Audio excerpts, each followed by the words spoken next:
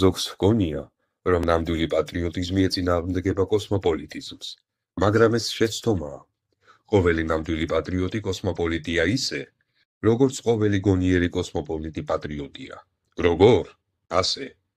რომელი ადამიანიც თავის ერს ემსახურება კეთილგონიერად და ცდილობს თავის სამშობლო აღამაღლოს გონებრივ და ზნეობრივ, ამით ის უმზადებს მთელს კაცობრიობას საუკეთესო წევრებს, საუკეთესო მეგობარს, ხელს უწყობს მთელი კაცობრიობის განვითარებას, კეთილდღეობას.